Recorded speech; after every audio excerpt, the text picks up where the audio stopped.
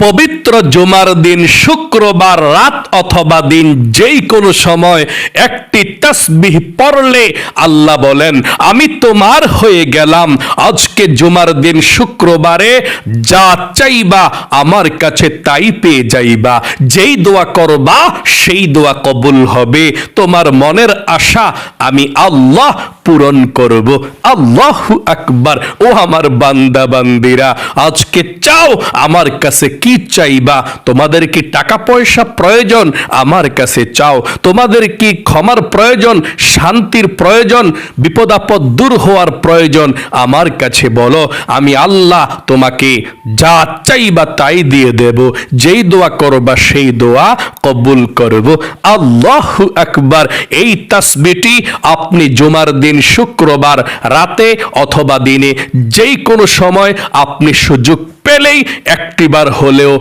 পাঠ করবেন ইনশাআল্লাহ। সঙ্গে সঙ্গে আল্লাহর কাছে আপনার দোয়াটা চলে যাবে, আপনার ভাগ্যটাকে আল্লাহ পরিবর্তন করে দেবে।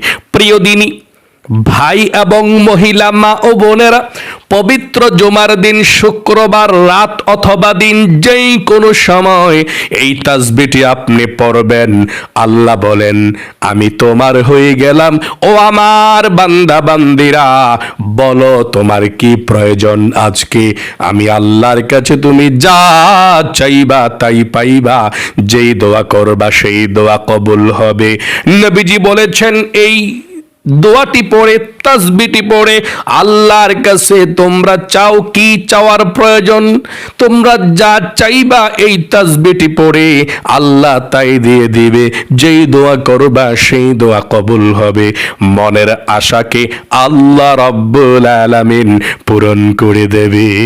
আল্লাহু আকবার। এত শক্তিশালী, এত পাওয়ারফুল শ্রেষ্ঠ তাসবিহটি।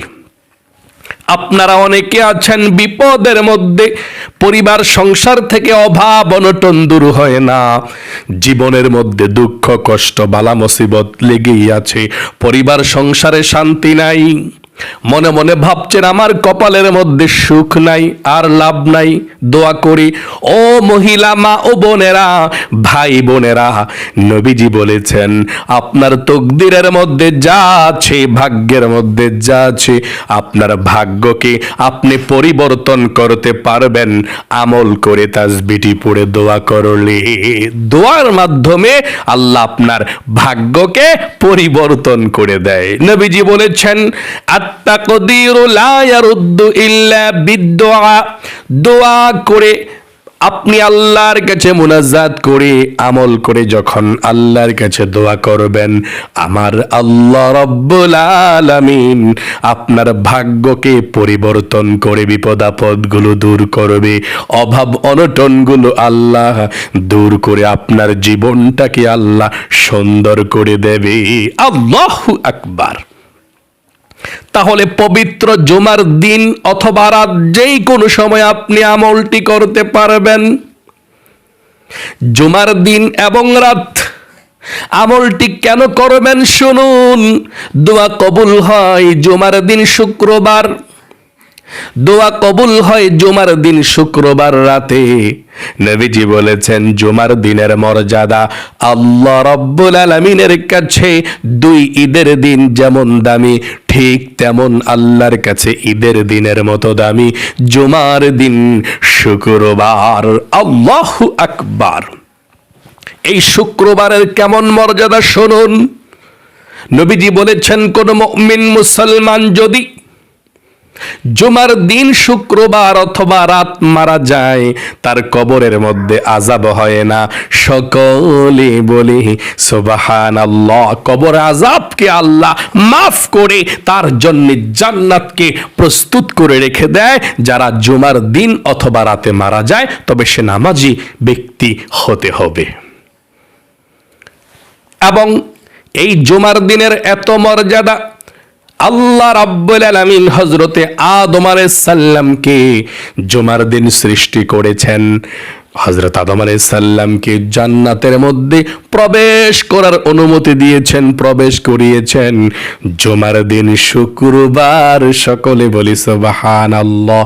গন্ধম ফল খাওয়ার অপরাধে জান্নাত থেকে আল্লাহ বের করে দিয়েছেন জুমার দিন শুক্রবার।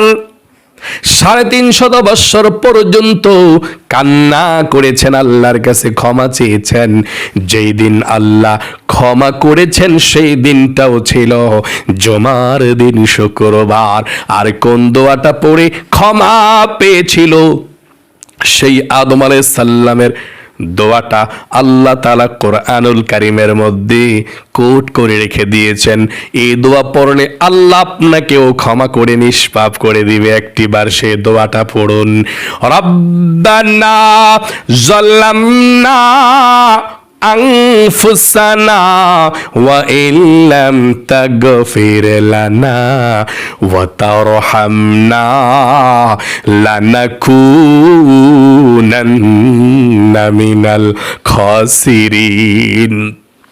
আল্লাহর কাছে মাঝে মধ্যে নামাজের মধ্যে যখন মুনাজাত করবেন, মুনাজাতের মধ্যে আপনি এই দোয়াটি পাঠ করবেন।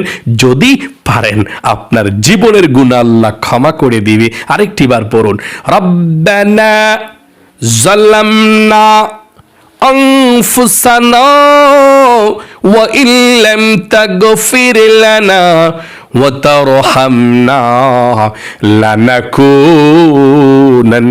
মিনাল খাসিরিন।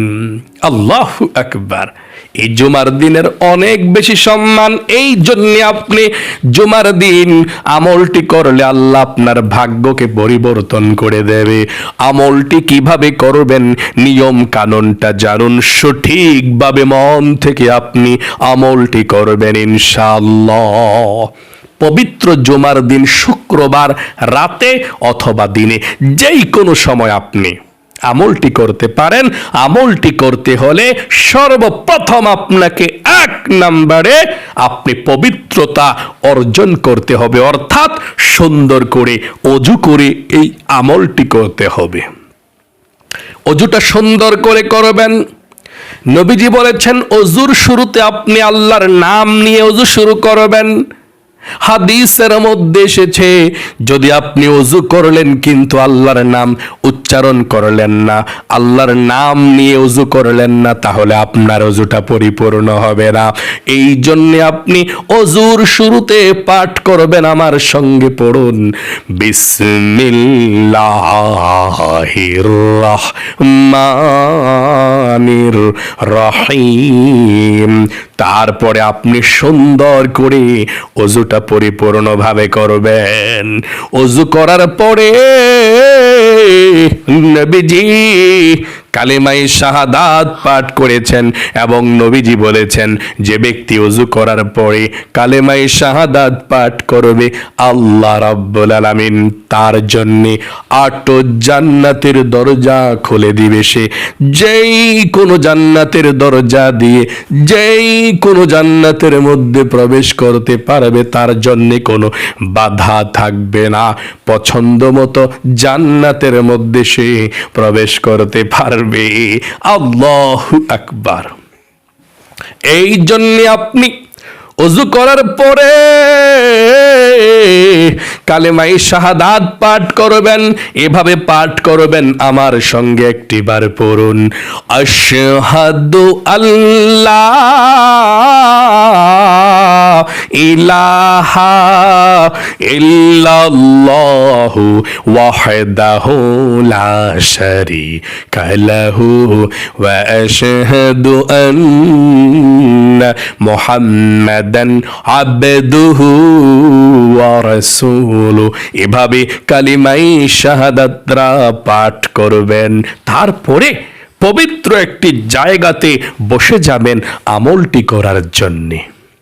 পবিত্র সেই জায়গার মধ্যে বসে কারো সঙ্গে কথা বলবেন না, আমলটি করবেন মনে প্রাণে আল্লাহর প্রেম ভালোবাসা নিয়ে আমলটি করবেন। 1 নম্বরে পবিত্র জায়গার মধ্যে বসে গিয়ে আপনি 11 বার নবীজির প্রেম ভালোবাসা মনের মধ্যে নিয়ে দুরূদ শরীফ পাঠ করবেন।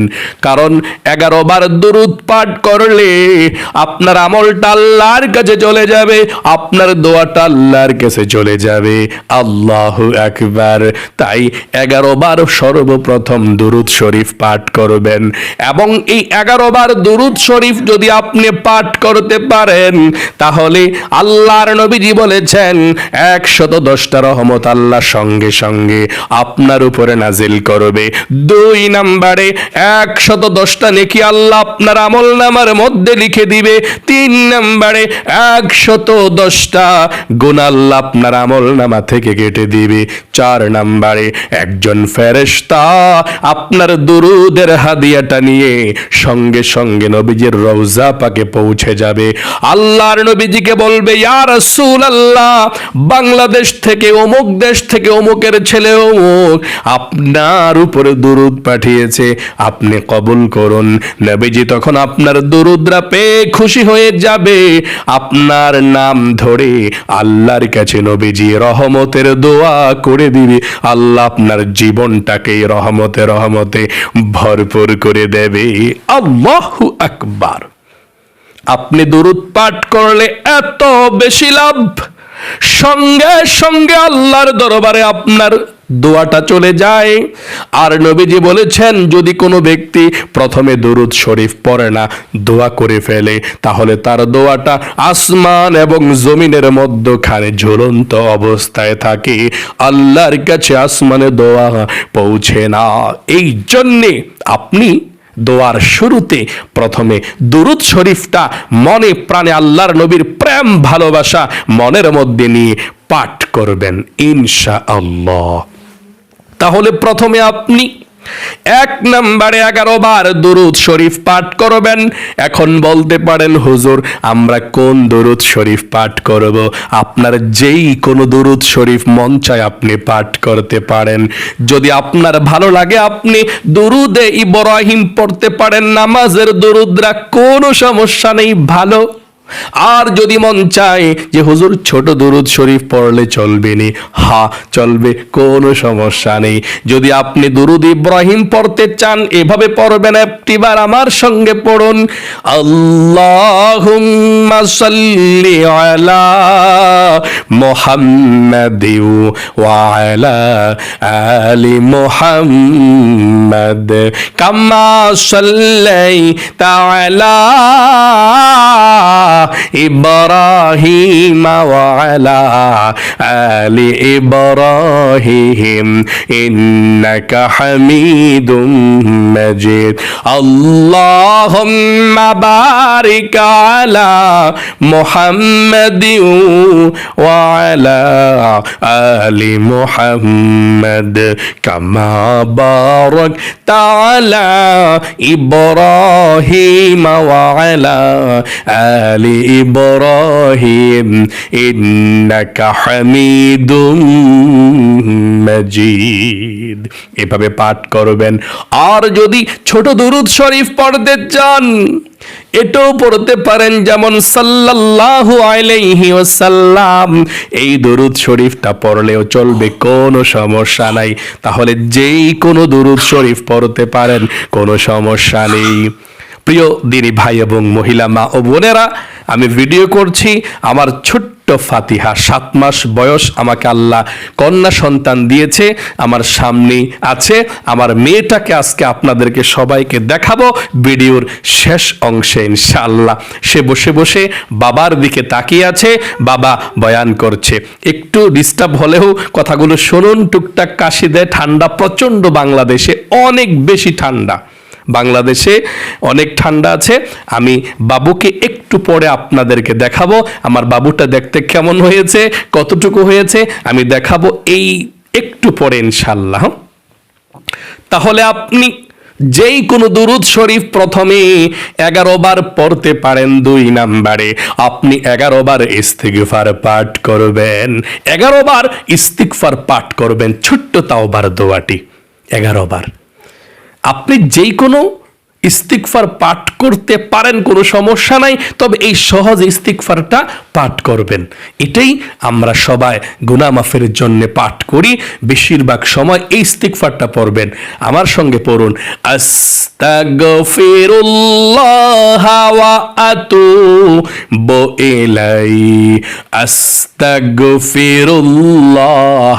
ওয়া আতুবু ইলাইহি। এই ইস্তিগফারটা আপনি 11 বার পাঠ করতে পারলে নবীজি বলেছেন আল্লাহ রাব্বুল আলামিন আপনাকে ভালোবাসবে, আপনাকে নিষ্পাপ করবে, এবং আল্লাহ ঘোষণা দিয়েছেন আপনাকে আল্লাহ 5টি পুরস্কার দান করবে। 1 নম্বরে আল্লাহ আপনার জীবনের গুনাহগুলো ক্ষমা করে দিবে, 2 নম্বরে আল্লাহ আপনার অভাব অনটন দূর করবে, 3 নম্বরে আল্লাহ আপনাকে নেক সন্তান দান করবে, 4 নম্বরে আল্লাহ আপনাকে জান্নাতে প্রবেশ করাবে, 5 নম্বরে আল্লাহ আপনাকে জান্নাতের নহর থেকে শরবত পান করাবে। সকলে বলি সুবহানাল্লাহ। এই জন্য জীবনের সমস্ত গুনাহগুলো ক্ষমা হওয়ার জন্য 11 বার ইস্তিগফার 2 নম্বরে পাঠ করবেন। আবারও বলছি, আমার সঙ্গে ইস্তিগফারটা পড়ুন একটি বার, আস্তাগফিরুল্লাহ ওয়া আতুবু ইলাইহি। 3 নম্বরে 100 বার পাঠ করবেন এই ছোট্ট কালেমাটা, লা ইলাহা ইল্লাল্লাহ, লা ইলাহা ইল্লাল্লাহ, লা ইলাহা ইল্লাল্লাহ। আল্লাহর নবীজি বলেছেন আপনি যদি 100 বার এই কালেমাটা পাঠ করতে পারেন, আল্লাহ আপনার জীবনের গুনাহগুলো ক্ষমা করবে। এই কালেমাটা পাঠ করলে আরশে আজিমের নূরের খুঁটি হেলতে থাকে, দুলতে থাকে। আল্লাহ বলেন, রে নূরের খুঁটি কি হয়েছে, হেলতেছিস কেন, দুলতেছিস কেন? নূরের খুঁটি বলে, আল্লাহ জমিনের মধ্যে তোমার একজন গুনাহগার বান্দা বান্দি লা ইলাহা ইল্লাল্লাহর জিকির করেছে, আর এখনো পর্যন্ত তাকে ক্ষমা করা হয় নাই। ও আল্লাহ, আমি কিভাবে স্থির হতে পারি যতক্ষণ পর্যন্ত তোমার সেই গুনাহগার বান্দা বান্দিকে ক্ষমা না করবা, ততক্ষণ পর্যন্ত আমি স্থির হব না। আল্লাহ বলেন, ও নূরের খুঁটি, তারা কি আমাকে দেখেছে আমার বান্দা বান্দিরা? না, আল্লাহ আপনাকে দেখে নাই। ও নূরের খুঁটি, তারা কি জান্নাত জাহান্নাম দেখেছে? না, আল্লাহ জান্নাত জাহান্নাম দেখে নাই। কবর আযাব দেখেছে? না, আল্লাহ কবর আযাব দেখে নাই। আখিরাত দেখেছে? না, আল্লাহ দেখে নাই। আল্লাহ বলেন, রে নূরের খুঁটি, সাক্ষী থাক, সাক্ষী থাক, যেই বান্দা বান্দি আমাকে না দেখে, জান্নাত জাহান্নাম না দেখে, কবর আযাব না দেখে, আখিরাত না দেখে কালেমাটা পাঠ করেছে, আমাকে এক বলেছে, আমার কোনো শরীক নাই বলেছে, আমার গুনাহগার বান্দা বান্দিদের জীবনের যৌবনের সমস্ত গুনাহগুলো ধুয়ে মুছে ছাপ করে দিলাম। সকলে বলি সুবহানাল্লাহ, আল্লাহু আকবার। এই জন্যে 3 নম্বরে 100 বার পড়বেন লা ইলাহা ইল্লাল্লাহ, লা ইলাহা ইল্লাল্লাহ 100 বার। 4 নম্বরে আপনি এই ছোট্ট রিজিক পাওয়ার দোয়াটি আপনি 41 বার পাঠ করবেন। এই দোয়া পাঠ করলে আল্লাহ আপনাকে ধনী বানাবে, রিজিকে বরকত দিবে, চতুর্দিক থেকে আল্লাহ রিজিক দিয়ে আপনাকে ধনী বানিয়ে দিবে। আর এই দোয়াটি 41 বার পড়বেন। 4 নম্বরে দোয়াটি হলো, আমার সঙ্গে পড়ুন, ইয়া রাজ্জাকু ইয়া আল্লাহ, ইয়া রাজ্জাকু ইয়া আল্লাহ, ইয়া রাজ্জাকু ইয়া আল্লাহ। 5 নম্বরে আপনি 41 বার এই ছোট দোয়াটি পাঠ করবেন, যে দোয়া পড়লে আল্লাহ বলেন, আমি তোমার হয়ে গেলাম, বান্দা বান্দির আমার কাছে বলো তোমার কি প্রয়োজন। 41 বার পড়বেন। 5 নম্বরে 41 বার এই ছোট দোয়াটা, কোনটা? ইয়া যাল জালালি ওয়াল ইকরাম, ইয়া যাল জালালি ওয়াল ইকরাম। 5 নম্বরে এই আল্লাহর নামটা 41 বার পড়বেন ইনশাআল্লাহ। 6 নম্বরে আবার প্রথমের মতো দুরুদ শরীফ পাঠ করবেন 11 বার, যেমন সাল্লাল্লাহু আলাইহি ওয়াসাল্লাম।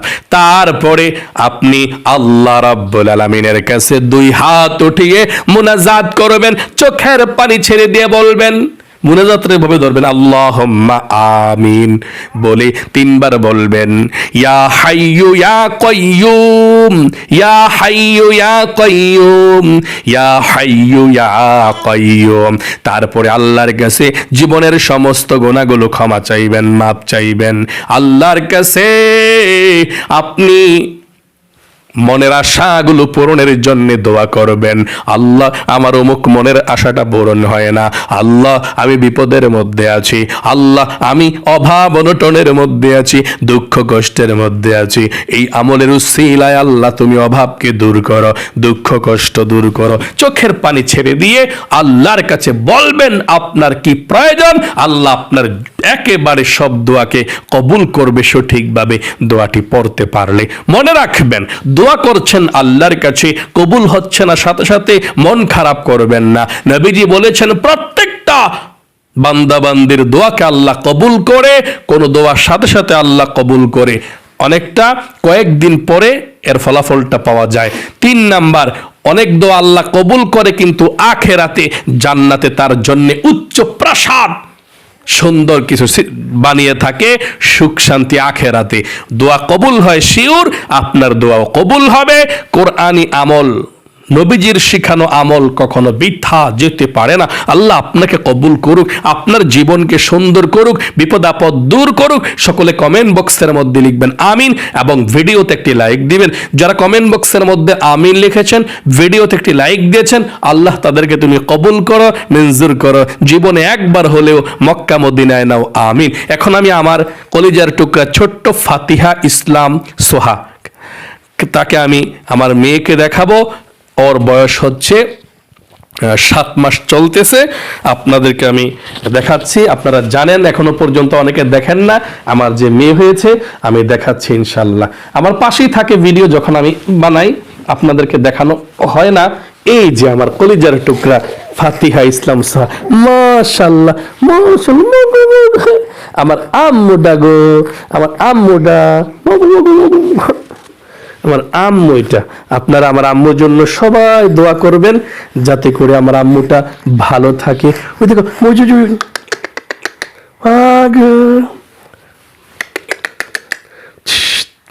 টুপিটা খুলালে আমার আম্মুটার, এটাই আমার আম্মু, এটা আমার আম্মুটা। তো ঠিক আছে, ইনশাল্লাহ আমার আম্মুটার জন্য দোয়া করবেন, যাতে আল্লাহ তাআলা ভালো রাখে, সুস্থ রাখে। ছোট্ট বাবু, ঠান্ডা, প্রচন্ড ঠান্ডা, মানে আমাদের দেশের মধ্যে বাংলাদেশে প্রচন্ড ঠান্ডা। আল্লাহ তাআলা যাতে সমস্ত বিপদ আপদ থেকে হেফাজত করে। এই কলিজার টুকরা ছোট্ট ফাতিহা ইসলাম সোহামণি, মানে আমরা ফাতিহাই ডাকি, ওর নানুর বাড়িতে সোহামণি ডাকে, ফাতিহাই ডাকে, আমরা নাম ফাতিহাই।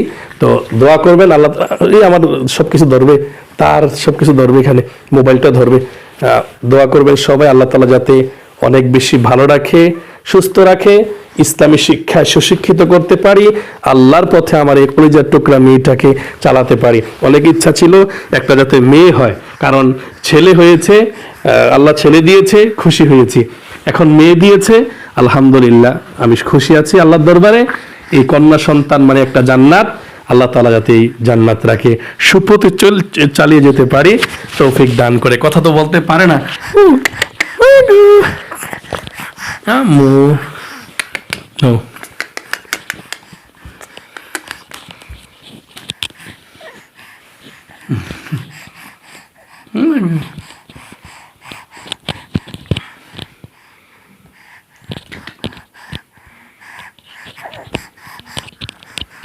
আচ্ছা, ওকে, তো ঠিক আছে, ইনশাআল্লাহ ভালো থাকবেন। আল্লাহ সবাইকে, আপনাদের কলিজার টুকরা ছেলে মেয়েদেরকে এবং এতটুকু বয়সে যাদের নায়নাত করে আছে, নাতি আছে, নাতনি আছে, ভাগিনা আছে, ভাগ্নি আছে, সবাইকে আল্লাহ ভালো রাখুক, জীবনকে সুন্দর করুক। তাহলে আজ এ পর্যন্তই, আবারও অন্য কোনো ভিডিওতে দেখা হবে ইনশাআল্লাহ। আসসালামু আলাইকুম ওয়া রাহমাতুল্লাহি ওয়া বারাকাতুহু।